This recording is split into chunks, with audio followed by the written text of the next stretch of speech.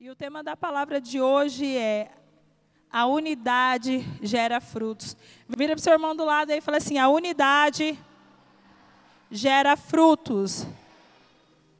Quando há unidade entre nós, o reino de Deus ganha. Quando andamos em unidade, nós conseguimos fazer muito mais do que se nós estivéssemos fazendo sozinhos. Deus, Ele nos criou para que nós possamos viver unidos com Ele e com as outras pessoas. A unidade, ela é fundamental, é muito importante para a igreja. A igreja, ela é o corpo de Cristo e ele precisa estar unido. Uma pergunta: um dedo fora do corpo, o que acontece com ele? O quê? Ele apodrece.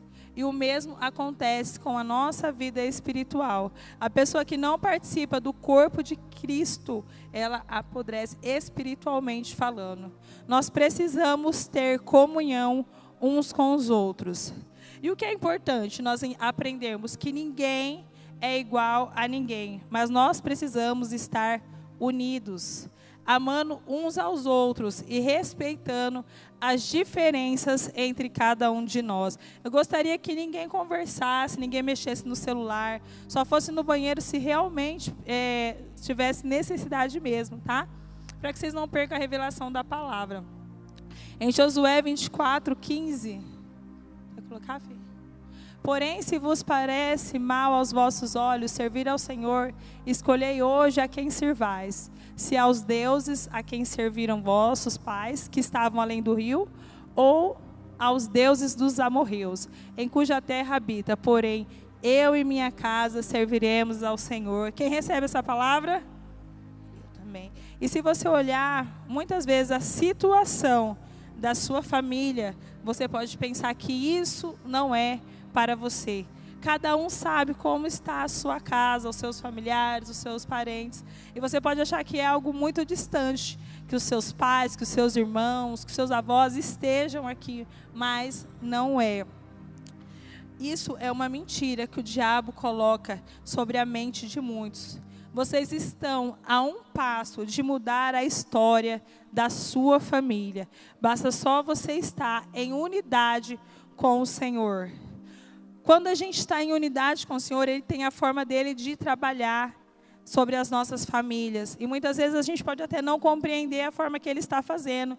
Mas se você estiver fazendo a vontade de Deus, com certeza Ele estará cuidando da tua casa, da tua família. Então seja um cristão de verdade. Dê testemunho na casa de vocês. Deixa os pais de vocês verem Jesus em você. O quanto Ele te toca e o quanto Ele tem transformado sua vida.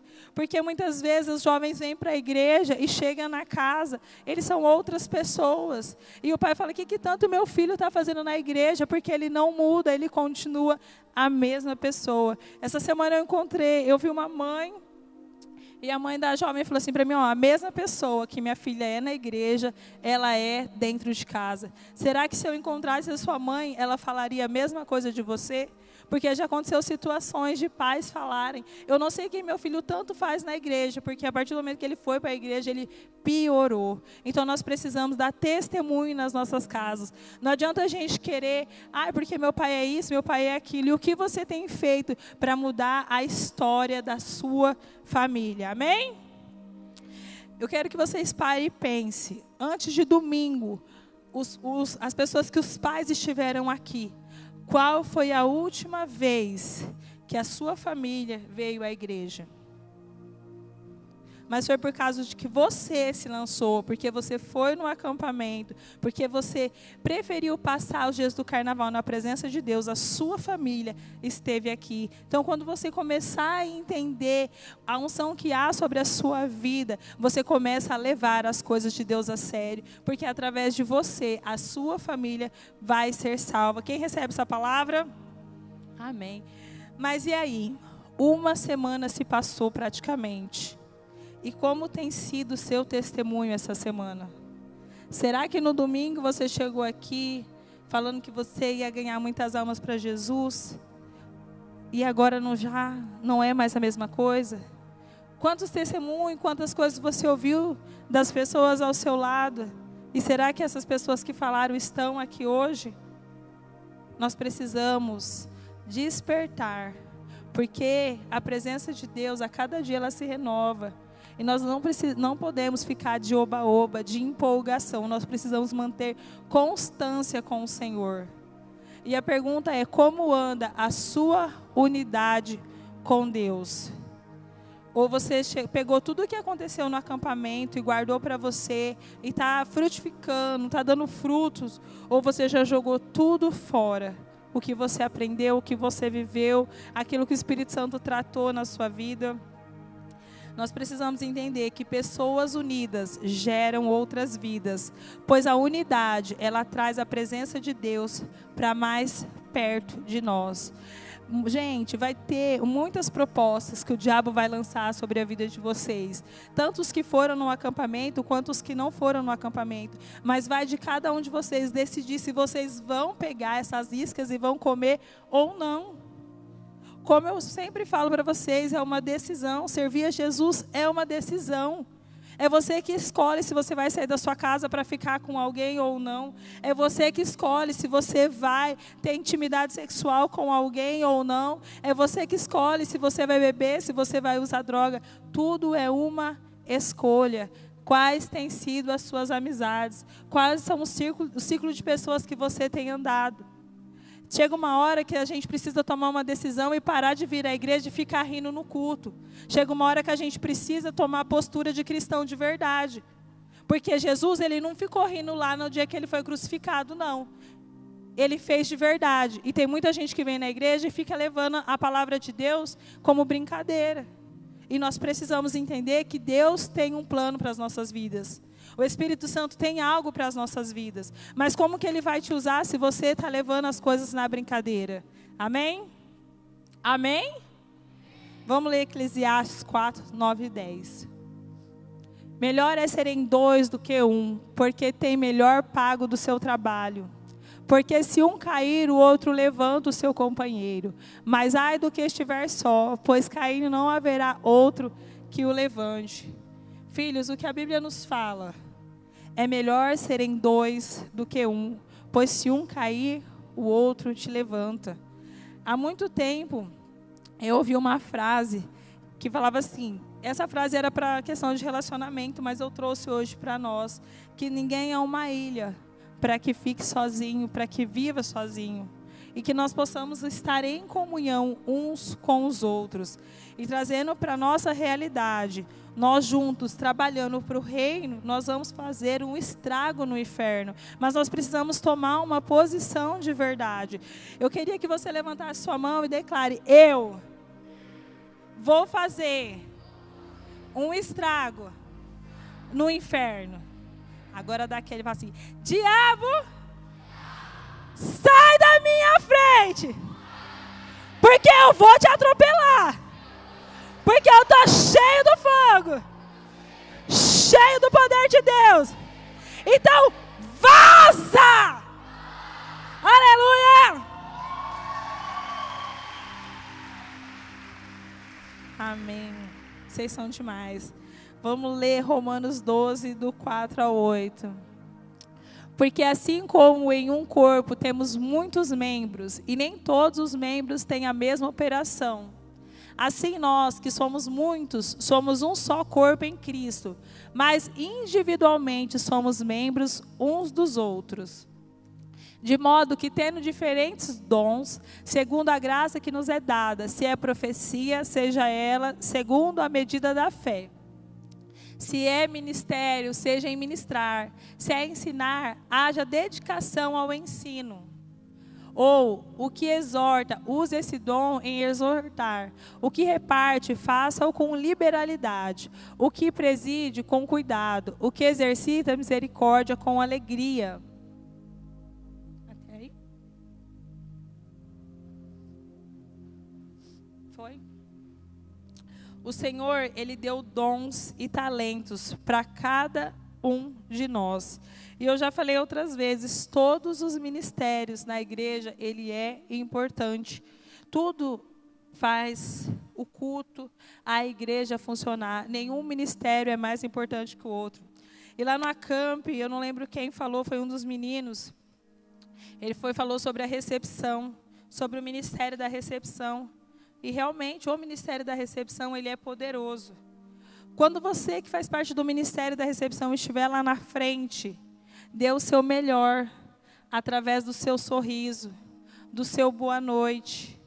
Vidas serão curadas, mas elas só serão curadas se você crer.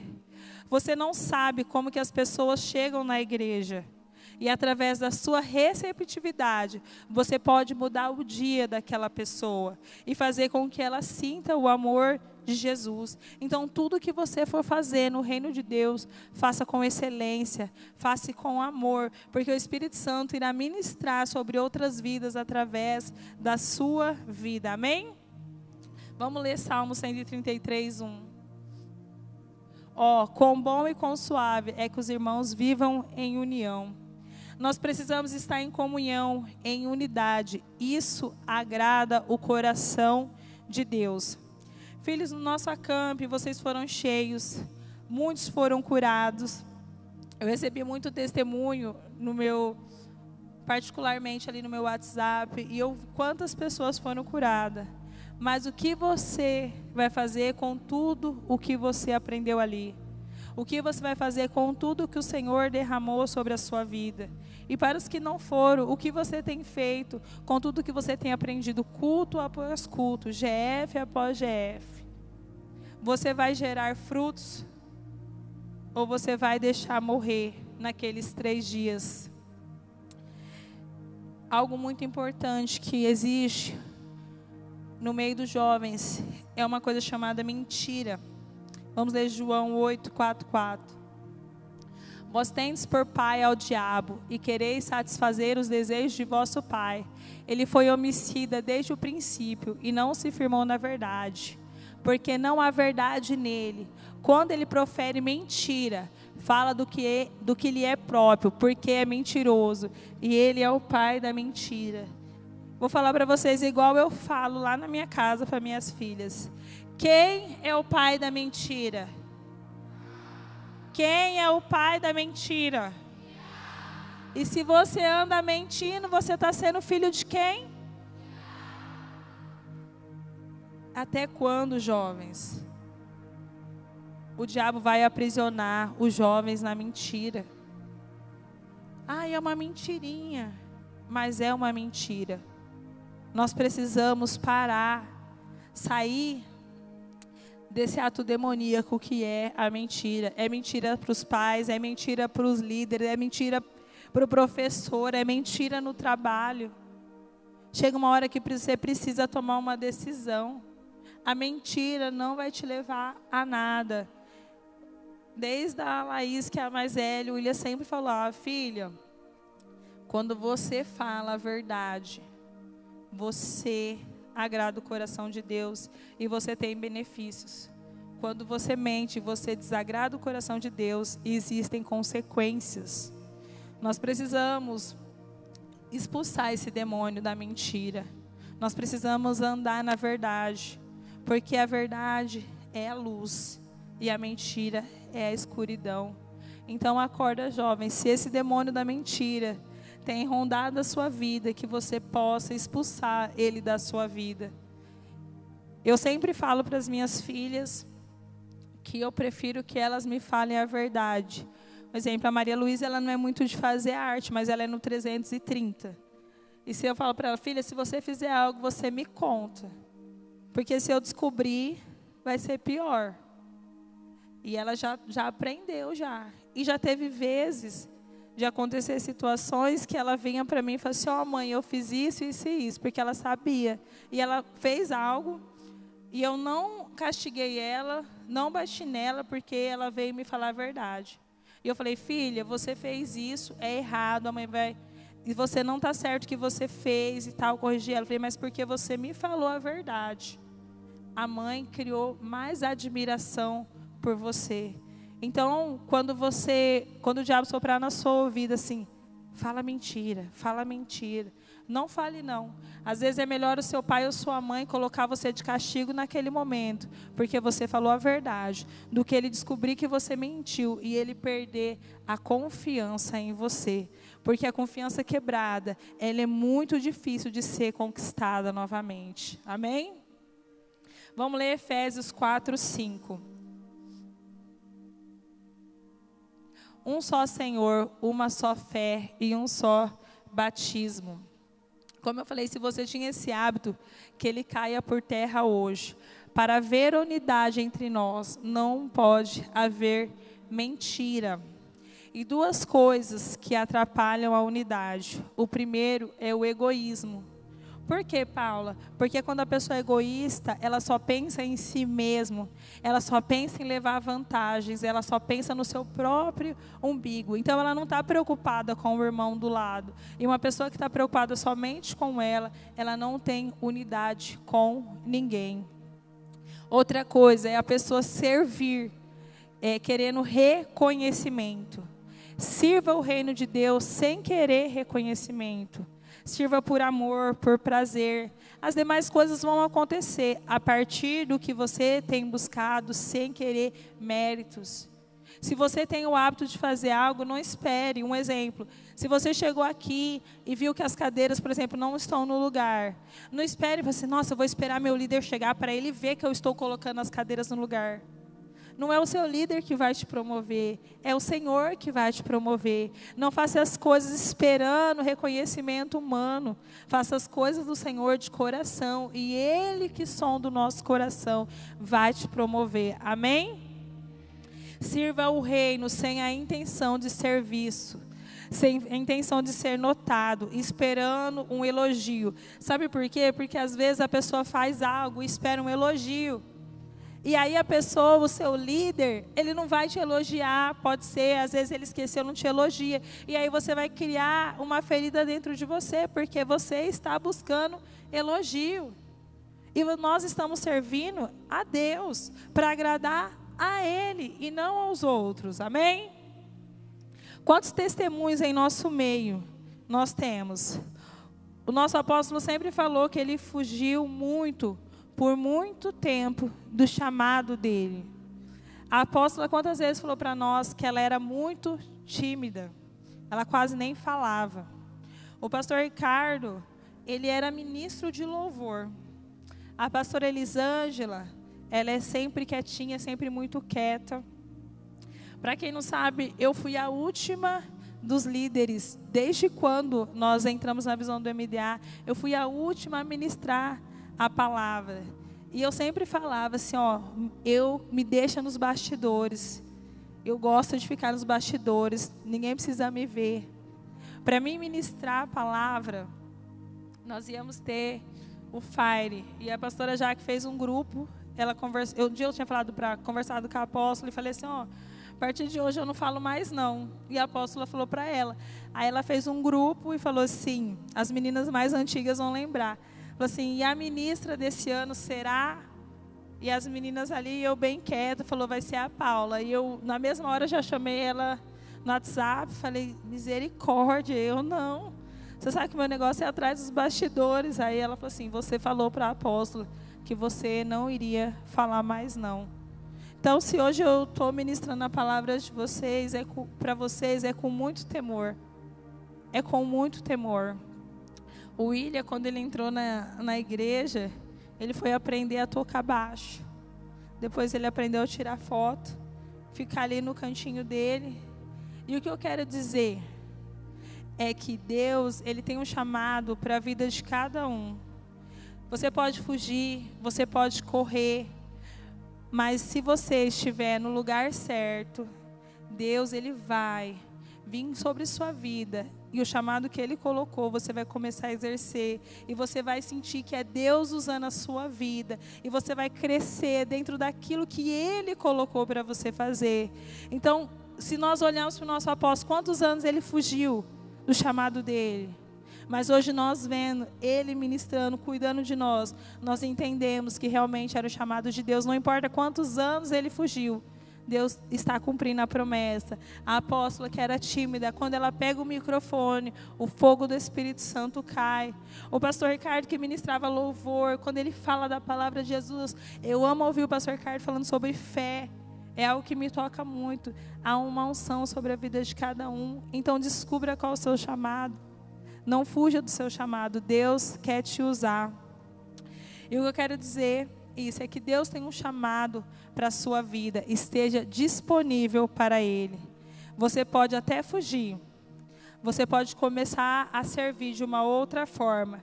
Mas o Senhor que sonda o seu coração, Ele vai te encher de uma forma sobrenatural. E quando você estiver servindo para aquilo que Ele te chamou, Ele te capacitará. E Ele irá te usar poderosamente. Só quem recebe dá um grito bem alto. Aleluias. Algo muito importante para que nós tenhamos unidade. Saia das rodas de fofoca. Não fique perto de pessoas que gostam de fofoca, não. Isso não acrescenta, não edifica. Só existe fofoqueiro porque tem quem? Isso aí, só existe fofoqueiro porque tem quem ouve. Mentiras. Quando alguém falar, fulano falou de você, ignora. Sabe o que eu aprendi? Que quando alguém falar de você, você olha para quem está falando de você, e não por soberba ou arrogância, mas o quão relevante seria a opinião dessa pessoa sobre a sua vida. Eu fui uma pessoa que muitas vezes alguém falava de mim, eu ficava triste, chateada, e eu precisei crescer nessa área. Eu precisei entender. Desde quando eu conheci o William, eu comecei a entender. Que eu lembro que o pastor Niquel falou para mim, filha, se você está fazendo as coisas de acordo com a palavra de Deus, se eu e a pastora sabemos o que vocês estão fazendo, não importa o que os outros estão falando, não importa que nós e Deus sabemos a verdade. O que é importante é que nós sejamos sempre em transparência com a nossa liderança. Estejam sempre perto de pessoas que são íntimas de Deus e que querem mais dele. A equipe do louvor pode subir. Vira para a pessoa do seu lado e fala assim, esteja sempre perto. Não, gente, com voz de crente cheio do fogo. Fala assim, esteja sempre perto de pessoas que são íntimas de Deus, que querem mais dele. Você é essa pessoa? E aí? Posso ouvir um amém? Pessoas que quando você senta para conversar, jovens, o assunto edifica. Tem pessoas que você senta para conversar com ela e ela só fica falando da vida dos outros, da vida dos outros, da vida dos outros, porque fulano, porque ciclano, não sei o quê, não sei o quê. Não tem um assunto que edifica. Nós precisamos estar perto de pessoas que nos fazem crescer. Todo sábado de manhã, gente, eu tenho meu discipulado, falo com a minha discipuladora quase todos os dias. Todo sábado de manhã eu sei que ela está na casa da mãe dela. Eu levanto ali, e onde que eu vou? Ali na casa da irmã Maria. Até 5 para meio-dia eu estou lá, que aí a hora que ela vai almoçar eu vou embora. Por quê? Porque eu quero estar perto dela, para que eu possa ter mais conhecimento, receber mais sabedoria, mais a presença do Senhor que há sobre a vida dela. E quais são as rodas que você tem sentado? Essa semana, quais foram os lugares que você frequentou? Foram lugares que edificaram? Foram assuntos que edificaram? Você sentou com alguém e fez alguma estratégia para ganhar algum jovem para Jesus? Ou você sentou simplesmente para falar da menina, você viu a menina fulana de tal, você viu o menino fulano de tal, nossa, você já beijou fulano, você já fez aquilo? Presta atenção aonde vocês têm andado, com quem vocês têm andado. Jovens, se vocês amarem uns aos outros, nós vamos gerar frutos. Nós vamos ter os nossos cultos lotados. No próximo acampamento, nós teremos o dobro de jovens. Mas para isso, você precisa hoje tomar uma posição. Paula, você não sabe quanto é difícil. Eu sei, Eu vim do mundo. Eu não nasci num berço evangélico. Então, vou deixar vocês fazerem as contas. Eu tenho 35 anos. Nós estamos em 2023. Eu me converti em 2011. Então, eu sou de 87, como eu sou velha. De 1987 a 2011, eu andei no mundo. Lógico que eu era criança, mas eu estive no mundo. Eu bebia, ia para pagode, perdi meu pai por causa de droga. O meu irmão usou droga. E aí? Eu sei o que é estar no mundo, mas eu tomei uma decisão na minha vida. E se Deus fez na minha vida, Ele pode fazer na sua vida. Mas você precisa escolher hoje com quem você vai criar laços de unidade. Larga os prazeres da carne e se entrega para Jesus verdadeiramente. Não tenha medo de se entregar para Jesus. Os prazeres do mundo, jovens, são passageiros. Que você possa atrair a presença, o fogo e a glória de Deus sobre a sua vida. Que a presença do Espírito Santo sobre você, a cada dia possa ser mais e mais. Atraia cada vez mais a presença dEle. Quanto mais íntimo dEle você for, mais vidas para o Senhor você vai ganhar. Se você entendeu a palavra de hoje e você quer mais de Deus, se você deseja mesmo de verdade mudar de vida, se você deseja de verdade gerar frutos para o Senhor, se coloque de pé.